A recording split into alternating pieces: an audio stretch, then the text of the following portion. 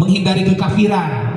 Karena dalam sebuah hadis yang diriwayatkan oleh Imam Tirmidzi, man malaka zadan warohilatan tuballighu ila baitillah walam yahijja fala alaihi ayyamuta yahudiyan au nasraniyan.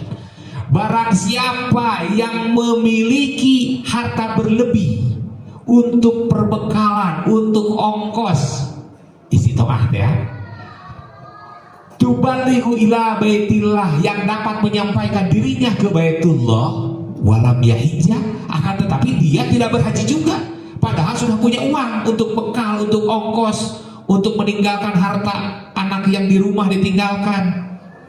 Fala alaihi ayyamuta yahudiyan au nasraniyan, maka tatkala dia meninggal, bisa saja meninggalnya itu Yahudi atau Nasrani.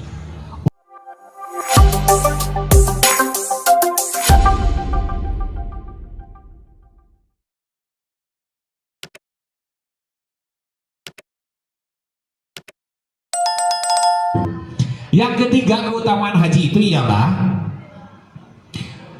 menjadi tamu Allah. Makanya disebut duyufur rahman, tamu Allah. Yang namanya tamu kumahawe kadang hormat pribumi, harus mengikuti aturan dari pribumi, sehingga selama proses haji kita disadarkan untuk itu, bahwa hei urang teh tamu, kata labbaik Allahumma labbaik labbaik la syarika laka labbaik, wahai Allah, aku datang memenuhi panggilanmu ya Allah sebagai tamunya. Nah, hadis riwayat Ibnu Majah, dalam hadis tersebut al-ghazi fi sabilillahi wal hajju wal mu'tamiru wafdullahi da'ahum fa'ajabuhu wa sa'aluhu fa'atahu. Kata Rasul, orang yang berperang di jalan Allah, sabilillah, orang yang berhaji serta berumrah, dan itu merupakan tamu-tamu Allah. Allah yang memanggil mereka, da'ahum, Allah yang memanggil mereka, fa'ajabu, dan mereka memenuhi panggilan Allah.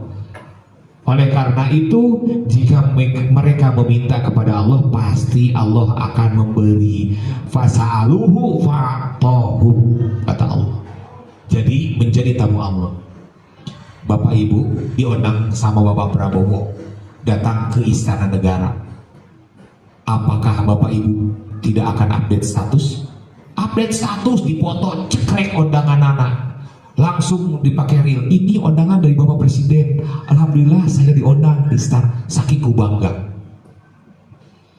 Pasang status di Facebook, di mana. Mungkin jika bisa, mungkin Bapak Ibu bakal nyetak itu baliho di depan rumah, saya diundang sama Bapak Presiden, saking bangga. Apakah Bapak Ibu tidak bangga menjadi tamu Allah, diundang ku Allah, dan Bapak Ibu datang memenuhi panggilan Allah? Next, selanjutnya ialah 4, terbukanya pintu pengampunan dosa. Dalam hadis barusan, wasa'aluhu fa'atohu, karena menjadi tamu Allah, maka setiap permintaan itu akan diberikan. Minta dosa, diampuni dosa, diberikan. Minta diberikan rezeki, diberikan. Semua doa, semua permintaan akan diberikan. Maka perbanyaklah doa di sana. Karena haji itu sebetulnya ibadah fisik, tidak ada ibadah, tidak ada rukun kauli, tidak ada ibadah, tidak ada rukun ucapan, tidak ada. Akan tetapi karena ibadah haji itu tempatnya diijabah, waktunya diijabah, karena menjadi tamu Allah, maka perbanyaklah doa. Maka tawaf sadayana doa, sa'i itu berisi tentang doa, mabit, wukuf, lempar jumrah, semuanya berisi tentang doa. Karena janji Allah, setiap permintaan akan dikabulkan bagi orang yang berhaji. Malahan bukan hanya orang yang berhajinya saja, setiap doa setiap orang yang didoakan oleh orang yang berhaji itu akan dijabah. Maka seringnya pas kita datang pulang ke rumah, itu akan mengalami Bapak Ibu teh asal menjadi kiai, menjadi ustadzah, datang tetangga-tetangga minta doanya, karena memang doa orang yang pulang berhaji itu masih diijabah selama 40 hari mah masih kene manjur.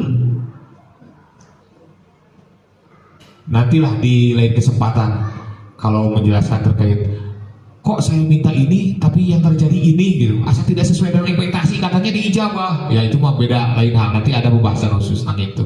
Kan pada intinya setiap permintaan orang yang berhaji itu akan diijabah, maka perbanyaklah doa.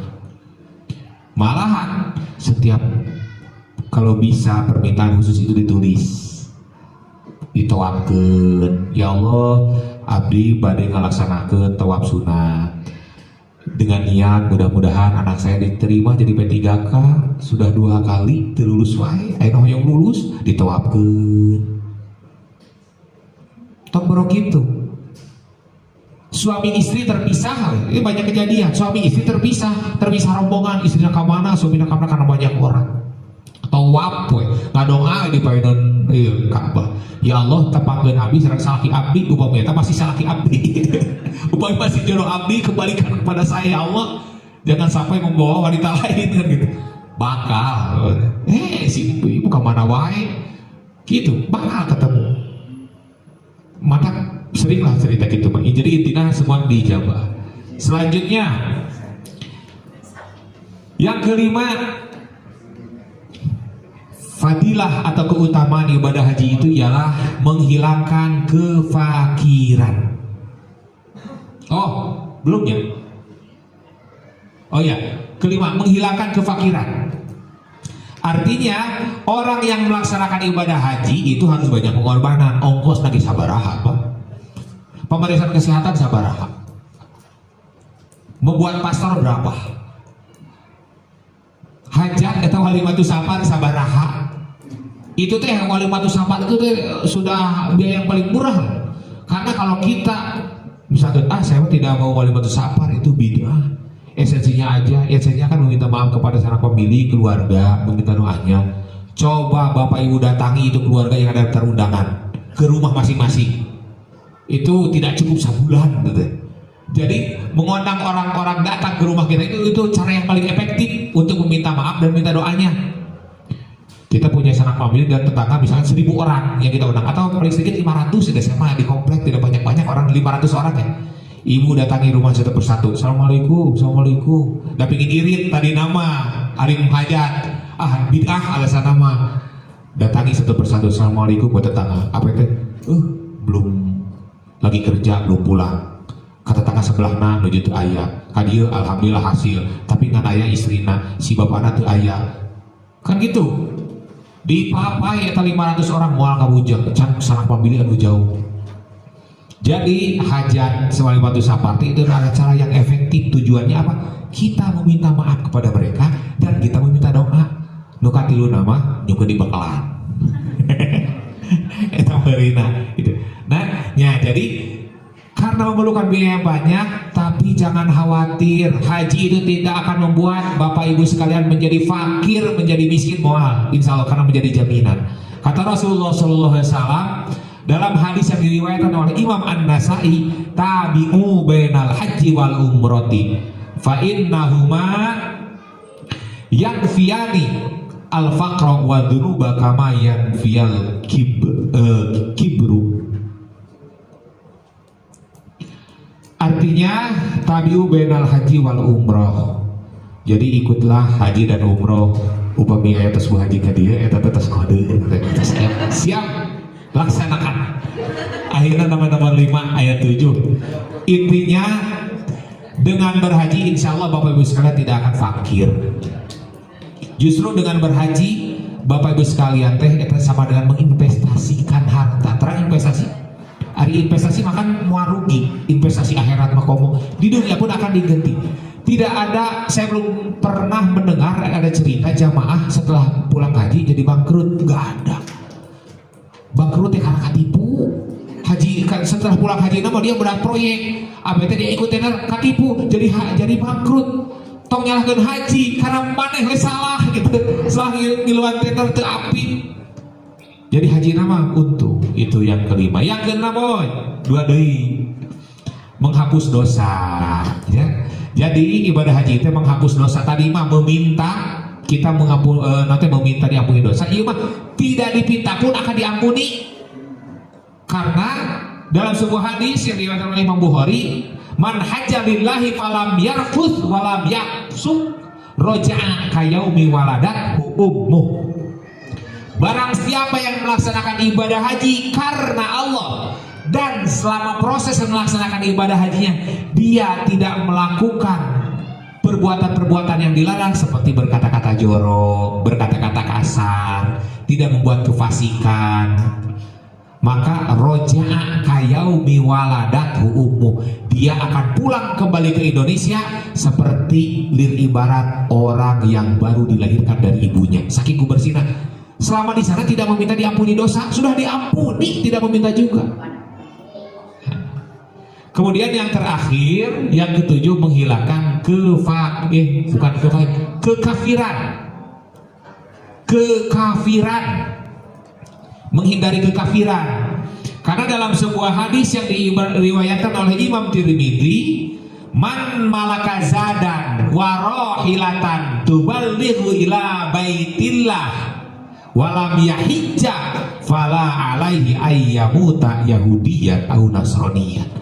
Barang siapa yang memiliki harta berlebih untuk perbekalan, untuk ongkos istitoah ya, tubalighu ila baitillah, yang dapat menyampaikan dirinya ke Baitullah, walam yahijja, akan tetapi dia tidak berhaji juga, padahal sudah punya uang untuk bekal, untuk ongkos, untuk meninggalkan harta anak yang di rumah ditinggalkan.